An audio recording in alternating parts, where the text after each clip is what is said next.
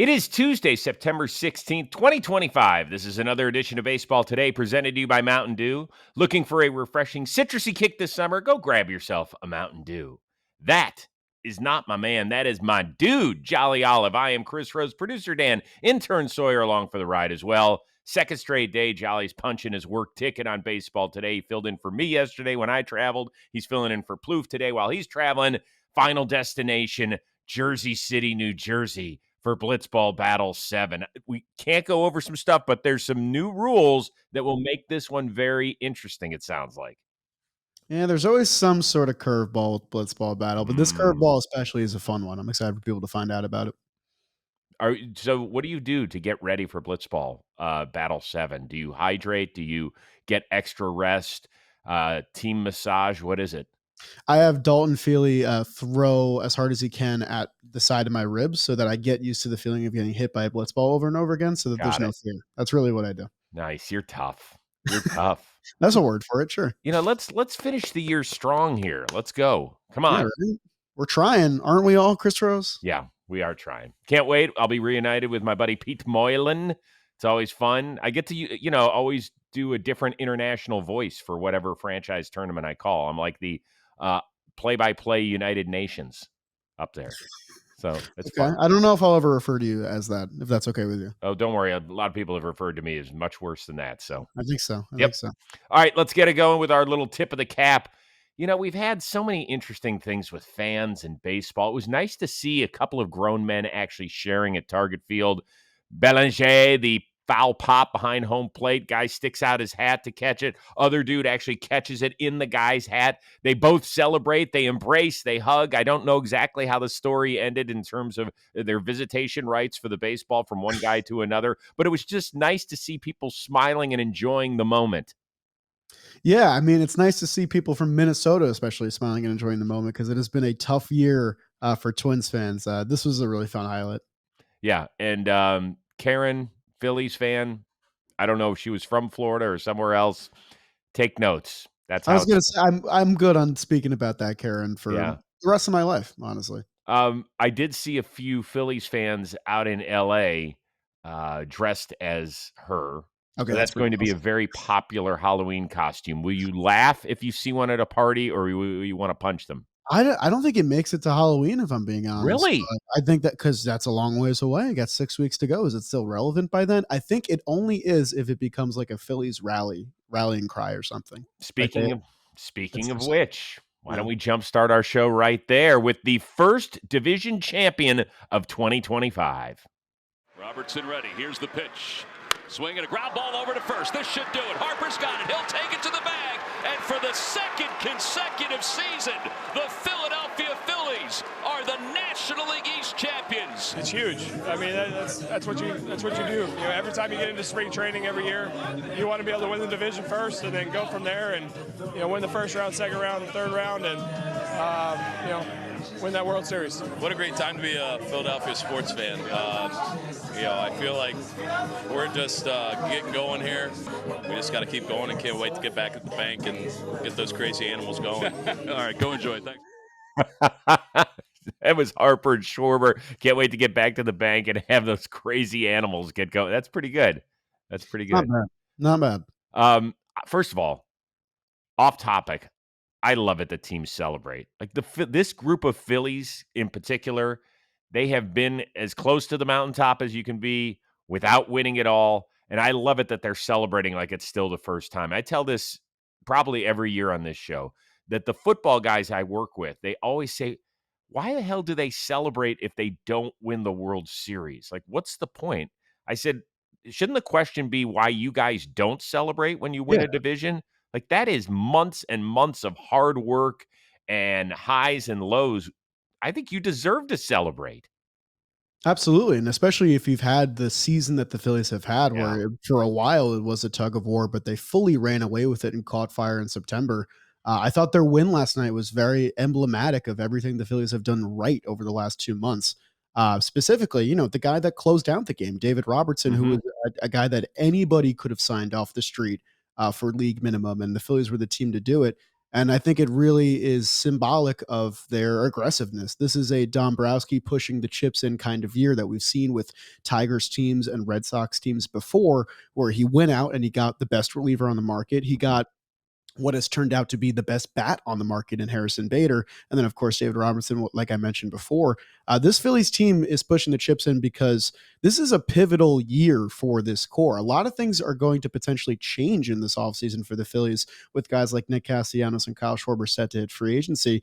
It's important that they put their best foot forward in this postseason picture.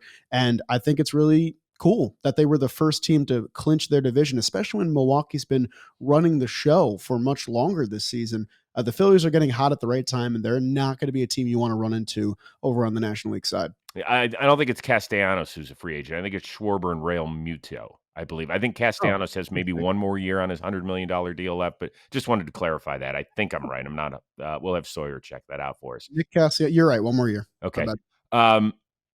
Yeah, I think you nailed it, obviously, and particularly now going into battle without Zach Wheeler heading into the playoffs, it kind of gets me to the bigger question that it feels like there's not an it team when we get to October, like the team to beat in either league.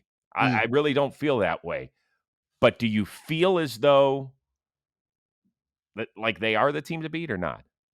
Of the teams currently in the picture, I mean, kind of, yeah. The Brewers have been playing weirdly middling baseball for a little bit now, and I don't think that's indicative of them being a bad team or anything, but they've just been in the picture for so long that I don't think they've had to worry, kind of similar to the AL Central teams of years past.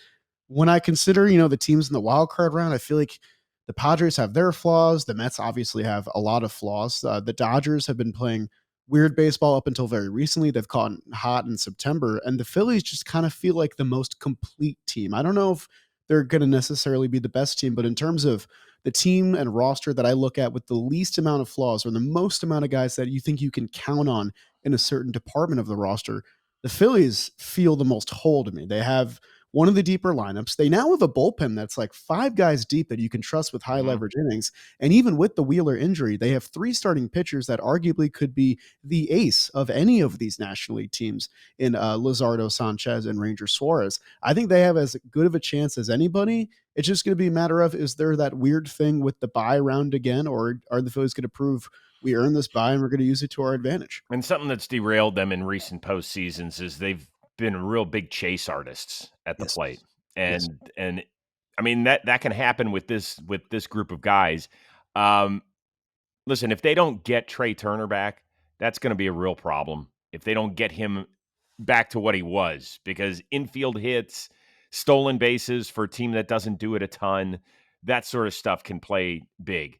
Now, we heard from Harper, we heard from Schwarber, and those guys love it when the light shines brightest, right? Bryce Harper, over a 1,000 OPS in the playoffs, 17 homers in 53 career games. You play that out over 162 games, that's a 52 home run pace against the best pitching in the sport. Kyle Schwarber, over a 900 OPS in his postseason career. And those dudes are at the top of the lineup and setting pace. Yeah, then I think I could make the argument that Philly fan would be most disappointed out of all fan bases. Going into the year, it would be the Dodgers and then the Yankees. But the Dodger fans can see their team's flaws right now. Philly fans, they got all sorts of, they're like, okay, this is the team. They're playing great. Even if Wheeler's not here, I still feel awesome about this squad. Yankee fans, I think they're excited about it, and they'll be disappointed if they don't win it all. But I think they could be like, yeah, I kind of get it. So I don't know if Philly's going to have an explanation as to why they didn't win it all to their fans. I think the only explanation can really be our best starting pitcher and our best position player went down at the same time, roughly. But also, this team is still as good as anyone in the National League, and I don't think they're going to hang their hat on that. I think they're going to keep pushing forward because that's what good teams do. Yeah. Will they be your pick to represent the National League as of right now? If it's not my Mets, baby. Oh, God. I feel for you, bro. We can be civil. Come on, we can be civil. Yeah, you can be. Right? You can be. All right, let's move over to the American League for a quick sec. Huge week for the Astros, who are looking to stay in playoff position. Later this week, they're going to play host to the Seattle Mariners, so that's coming up. but their homestand started with a date against the Texas Rangers, and all went well. They scored early, but touching home plate was a real problem for Yordan Alvarez. He actually sprained his ankle as he misstepped on home plate. He's having an MRI today. He was immediately removed from the game. As for his young replacement, he did just fine. In the start against the Braves. This ball driven high and deep to right field. Wonder Boy's dream continues. Hits a home run in his first game at Dyken Park. And the Astros lead 4-3. There's that kid again. There's that kid again, Zach Cole. I think he's something like 6 for 13.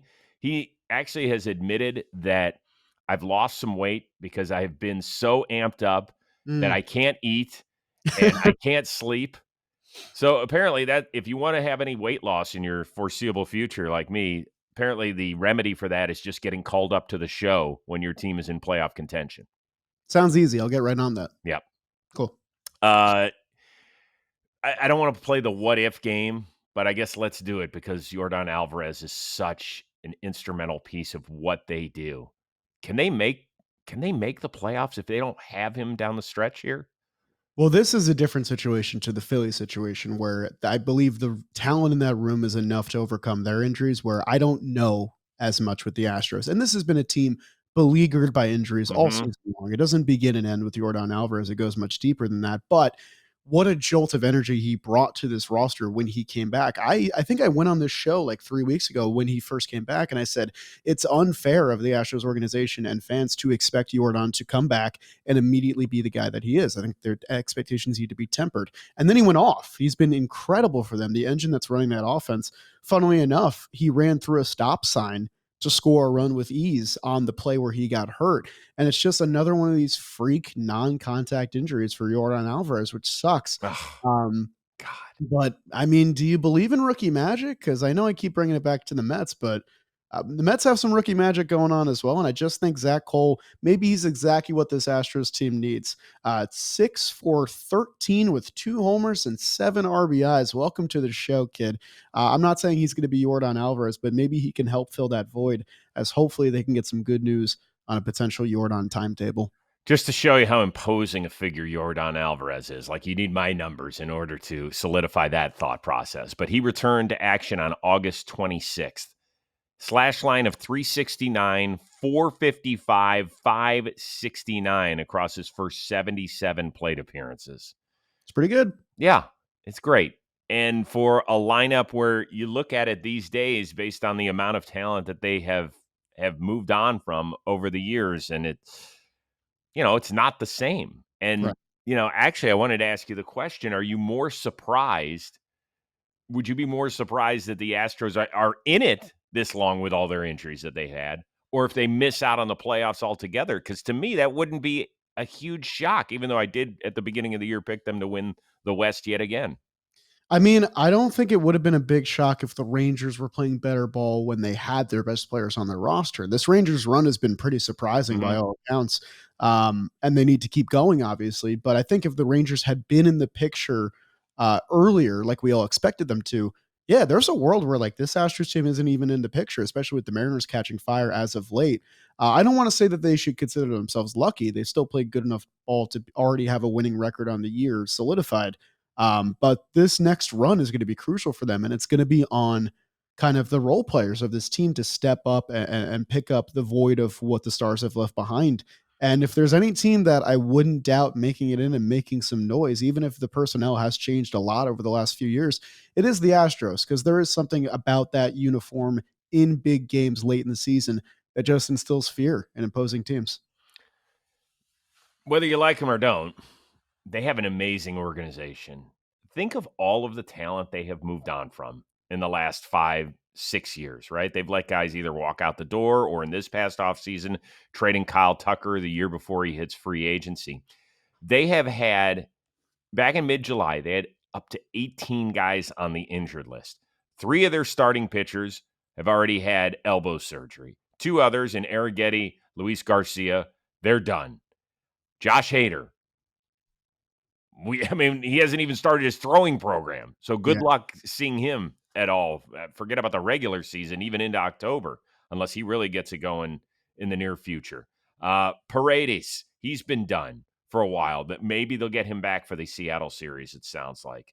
When you add it all up, teams usually cannot withstand this sort of where you're losing guys left and right because of injuries or decision on letting a guy walk or trading another big name. It's just teams can't do that with one or two players, let alone the number of guys that they've had. I'm shocked. I'm amazed by it. What do you think? Are they making it or not? I think they're making it. I think they are too. I'm in no position to bet against the Astros.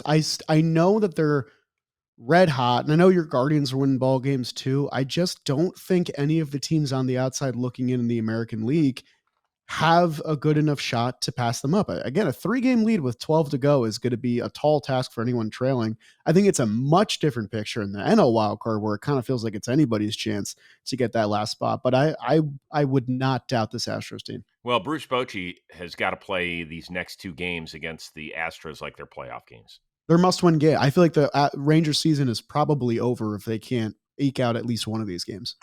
Merrill Kelly against Blue Ball, and then it is DeGrom and Javier. So, advantage Rangers on the mound going into these nights. And Jack Leiter actually pitched pretty well last night. Just outdone by the Astros here and there. We'll see. Yeah. Astros pretty. I think the Astros are going to hang on, but I do think it's going to be tight. I just want to see it come down to the last weekend, and actually it'll be Cleveland hosting Texas on that last weekend of the year. So that could get really, really interesting. I just want to see that Mariners-Astros playoff series. That's all. I don't care who hosts it. The Mariners and Astros play each other next week. 3 at Minute Maid. Keep your eye on that. Yes. But I want to see that matchup real bad. Yes, I got you.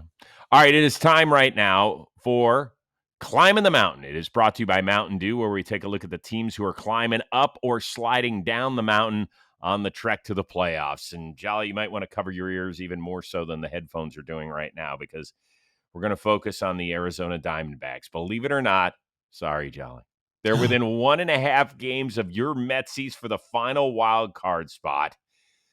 They took it to the San Francisco Giants in the opener of a huge set out west. And he still hasn't. Perdomo splits the gap. Go, Jake, go! McCarthy flying around third. Perdomo heads for third. He's got the RBI triple. Okay, so they take it to the Giants in game 1 of their set, and now they leapfrog them. Is this the most shocking story in terms of teams that are in the playoff hunt based on what Arizona did at the trade deadline? I think only if you haven't been paying attention to the Diamondbacks, because this is what they do. I mean, even when they made the playoffs in 23 with that last spot, I mean, they kind of limped in and then they just shocked everybody. And that's kind of what I think of when I think of the Diamondbacks, them kind of just lurking and then surprising everyone with this caliber of play. But the talent in the room is undeniable. I mean, they have 2 guys in the top 5 of the National League by WAR. One of them is Geraldo Perdomo, who's he's going to finish top 5 in MVP voting. He's having a terrific year. Mm-hmm. And when you have that dynamic duo of position players, plus their pitching is sort of solidified, Ryan Nelson's been very good for them. Zach Gallen has found his footing again.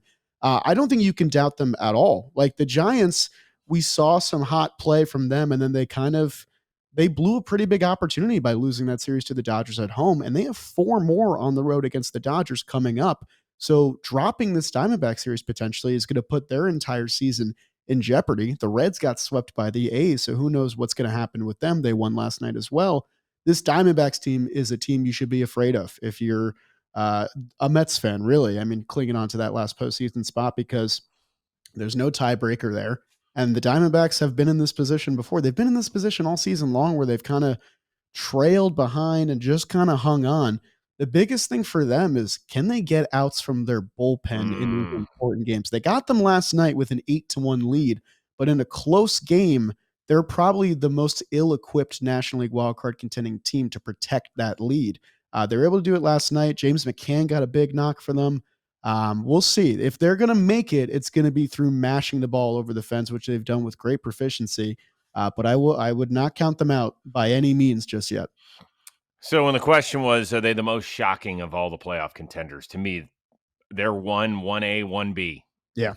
I couldn't believe that they got this close They got rid of Eugenio Suarez, who had in his mid-30s in terms of homers when he was traded at the end of July.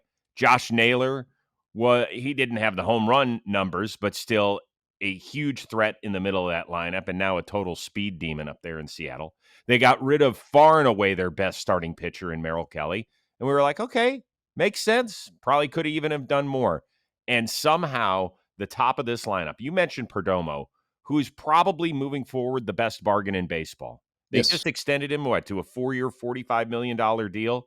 I don't remember it being a big number. Whoever his agent is, we need to have a talk because y'all screwed that kid. I know people are like, well, $45 million, shut your mouth, Rose. Well, I mean, let's deal in what we're the baseball world. Sure. He's on the wrong side of this. And Corbin Carroll, by the way, is going to blow past his contract as well. I mean, Corbin Carroll's going to end up being a 30-30 guy this year. Perdomo's going to end up being a 20-30 guy with 100 ribs. Don't sleep on that at shortstop. You gotta commend their front offense too, because if Corbin Burns didn't get hurt, this team is probably in a playoff spot, right? I don't think that's that outlandish to say at all. Yeah, I want to slow the roll a little. I want to slow the roll a little bit because they lost two guys in Justin Martinez and AJ Puck early in the year that they should have replaced. Very true. And to me, that's kind of damning on the front office. That if you had this good a team with this many to-be free agents and you say, we're going to go for it, instead of, well, let's see what we've got there in the back end and maybe we can patchwork it together, that's a tough way to go. I think they could have helped this team maybe even stay together and then be a real viable threat if you add a couple of arms. Why wait? This could be a lesson and probably won't be, but can be a lesson for baseball architects in the future. If you feel like you've got a legit team, and particularly in a year where we don't know who the best squad is going into the playoffs, very true. Go make some moves if your team's banged up in May or June. You don't have to wait till July. So what? You give up maybe a little bit better prospect to some other team. So what? That's what the draft is there for, to replenish. It's a fair point. It is a fair point. So I didn't love that. But I will say this, that they're a ton of fun to watch. And they just get their third base coach to windmill this shit, get it going. The bullpen is a scary place still. I watched a game against Plouffe's Twins last week where they came back against Minnesota, took the lead, and then coughed it up. And it's one of those games where, as they had inched closer to your Mets in the wild card, where you were like, oh, that's the game that'll do them in. Rose, can we play a game? Really quick game. Yes. You watch a lot of baseball. You pay attention. You know the guys on teams. Sure. We're going to play a guessing game. Name me someone in the Diamondbacks bullpen right now. That's not fair. Name even one guy. See, but then I'm going to go, oh, yeah. I forgot that he's in there. I really don't think you will. That's the thing. I don't think you'll hear the names and be like, oh, yeah, sure. That's what they're working with right now. I know. It is terrifying. I mean. Well, no. Okay. Is Ginkel up? Hurt. Okay. So who are their bullpen guys? Well, the guys you would know are Ginkel, Martinez, and Puck, like you mentioned before. Right now, their closer is Andrew Salfrank. Yeah, Salfrank. Yes, okay. The left. Jalen Beeks is in the setup. Jalen Beeks, yeah. He's had a great year, too. Yes. But then a lot of guys I'm not. Kyle Backus, Jake Woodford. Okay. Juan Murillo, Taylor Rashi. I mean, these are names Yeah, those are tough. It's not what you drew up for them in September for the weapons for them to be working with, and they got to overcome that, point blank. Yep. I didn't like that game. I'm sorry, Matt. It's okay. You had an opportunity to shine there. But you know what? There's a lot of people that are sitting and watching this going, damn, yeah, golly, that's a rough game. Don't create that in with me yesterday, and I was like, I don't know. And I watch a lot of baseball. I do too. And yeah, you're like, I froze. When you do your daily release of your baseball game shows, yeah, I can't wait for the Arizona Diamondbacks relievers one. You're gonna make Ryan Cohn's head spin. Be careful on that. You could probably name the Rockies better than the Diamondbacks bullpen. All right, quick shout out to our friends over at Mountain Dew for sponsoring today's episode of Baseball Today. With bold flavors and a refreshing citrus kick, Mountain Dew, it's perfect for any occasion. I know it's mid-September, but you still got nice weather out there, so there's still time for those weekend beach days, a boat day, an out on the golf course day, a going to the ballpark day, just about anything in between. For us here at John Boy Media, it's a big week.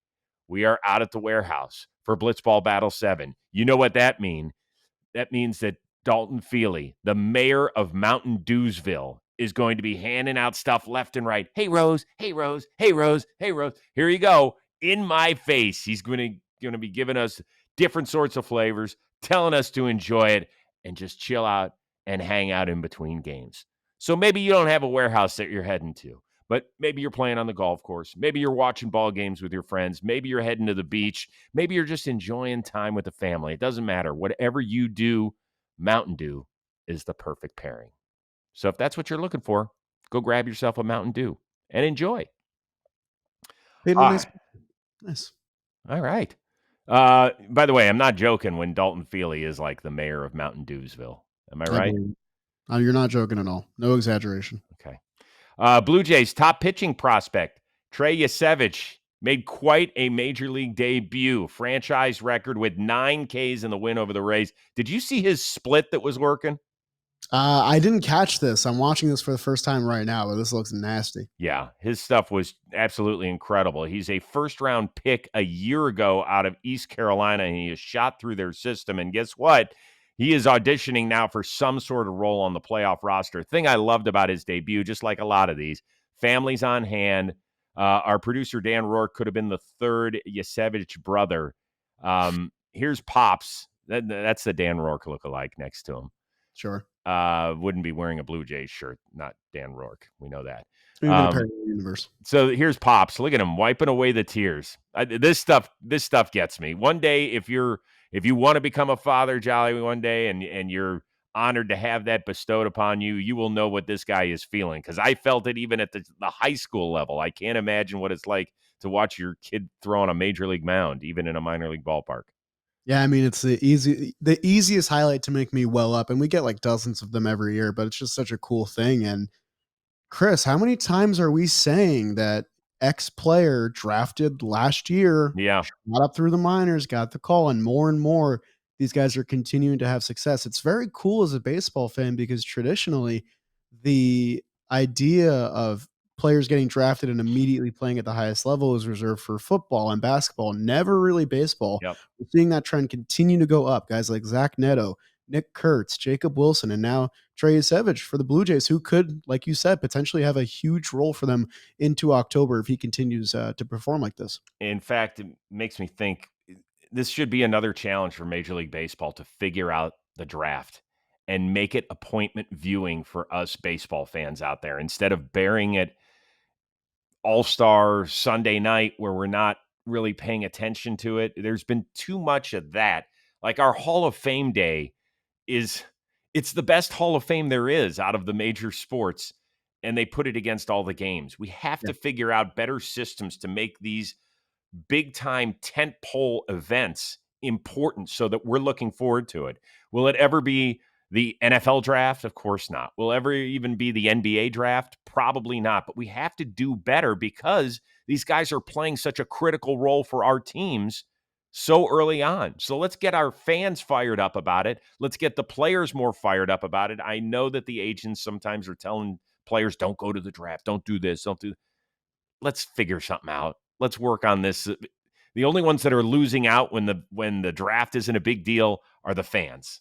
So let's make this thing work.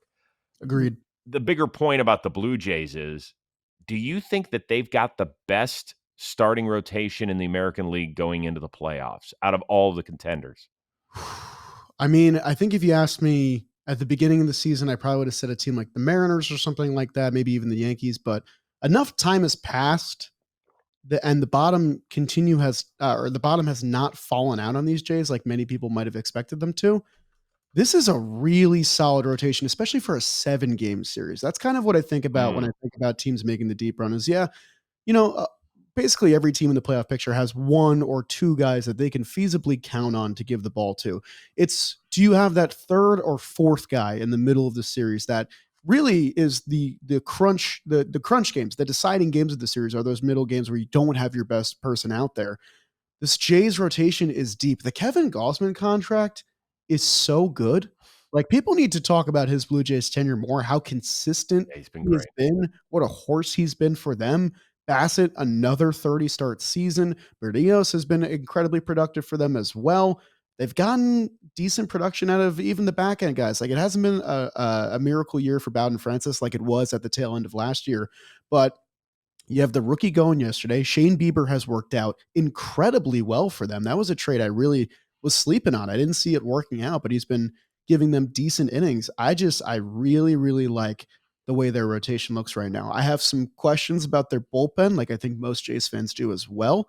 But in terms of the offense and the horses they got in the starting rotation, I like their chances just about as much as anybody's in the American League.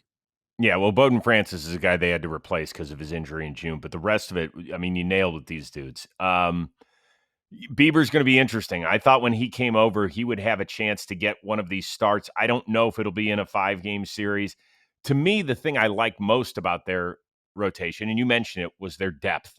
Because even if you don't start a game, teams are going to their bullpen so quickly in these playoff games because they're worried about leaving a guy in an out or two too long. I don't know when that changed, but we don't let guys fight through anymore. It's just, I guess, because so many guys are throwing a bazillion miles an hour out of the bullpen that they say, okay, well, good luck on hitting this, with 2 outs in the 4th inning.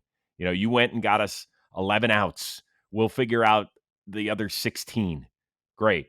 That's a big ask. So the fact that they could turn to a Scherzer or a Bieber or a Lauer, guys who have had a ton of starts at this level and in some cases a ton of playoff success, that's going to help them. Now, are they as top heavy as, say, the Yankees or even the Astros with their 1-2 punch, or Seattle, when Wu and Castillo are doing great? And Gilbert as well? Probably not. But I like their depth better than anybody else in the American League. If they do get to the ALCS, you're right. I think they'll have an edge over anyone because I think you could start whomever you need to start in game 1 and not get to game 4 and go, oh, God, are we going to go bullpen here? Are we going to go with somebody on short rest? I don't think that's what they're going to be looking at. No, I don't think so either. And you mentioned the top heaviness of some of the teams that they might be facing in the postseason. Yeah, you can make that argument, but also then you have to turn it over to the lineup as well. And that Jays lineup 1 through 9, there's really no breaks in there. Like, Right. they have a scary, scary offense, a dynamic offense too. And part of the deal that they're going to be fighting so hard still, not only to win the East, but to get one of those buys, right? If you have to play that extra series and let's say if you're the Yankees or the Astros and you have to burn Valdez and Brown, or you have to burn Fried and Rodon, if you have to go to a third game, you could be screwed. Yes. Absolutely. And I do think the Jays are actually well equipped to do that if they need to, just because of what we mentioned with their depth. But as it stands, if the season ended today, they're going to get one of the Yankees or Red Sox or another team, especially with top-heavy pitching talent, with Crochet and Bayo and Giolito. But after that, it gets thin quick. Whereas with these Jays, they are deep. Yeah, I mean, the Red Sox will have to go decide between a couple of young kids. Very talented, but still, we're talking about a handful of major league starts. That's a big ask. Today's episode, sponsored by our friends over at Indeed. Just realized that your business needed to hire somebody yesterday. How can you find amazing candidates fast? Easy. You just use Indeed. When it comes to hiring, Indeed is all you need. Stop struggling to get your job post seen on other job sites. Indeed's sponsored jobs help you stand out and hire fast. With sponsored jobs, your post jumps to the top of the page for your relevant candidates so you can reach the people you want faster. According to Indeed data, sponsored jobs posted directly on Indeed have 45% more applications than non-sponsored jobs. There's no need to wait any longer. Speed up your hiring right now with Indeed. Baseball Today listeners will get a $75 sponsored job credit to get your jobs more visibility at Indeed.com/baseball. Once again, go to Indeed.com/baseball right now. Support our show by saying you heard about Indeed on this very podcast. Indeed.com/baseball. Terms and conditions apply. Hiring, Indeed, is all you need. Well, indeedy. Pittsburgh Pirates Miss out again on the playoffs. It's now been a decade. Do we really believe, Jolly, if this team adds a couple of free agent bats that they could be in the playoff picture at this time next year? No. That's all I got on that. Really, no, I'll give it a little bit more due. Don Kelly has been really good for them since taking over the managerial helm, and I do think that's helped them a lot. They have some younger pieces you can get excited about. Nick Gonzalez, of course, the pitching there as well. But this is a team that's just stuck in the mud because of their ownership, and that is the worst position to be in as a fan because there's nothing you can do. It's completely out of your control. They're in year 8 of the Ben Cherington regime that has shown no signs of forward progress. It sucks. It sucks for Pirates fans. It sucks for a great sports city. It sucks for the best stadium in baseball, to which most people would agree, that they cannot seem to put together any sort of winning baseball product on the field, and sucks for Paul Skeens too. Yeah. Sucks for a lot of reasons because the pitching staff feels like they can compete. Yep. Are we talking about being 2 bats away? I think it's probably even more than that. First of all, if you look at their payroll next year, they only have $31 million guaranteed on the books. Jesus. Brian Reynolds and Mitch Keller, they're long-term deals. That's it. That's guaranteed. Obviously, there's a ton of other guys that are either getting renewable contracts like a Paul Skeens or guys that are going to be hitting arbitration. Here's the problem offensively.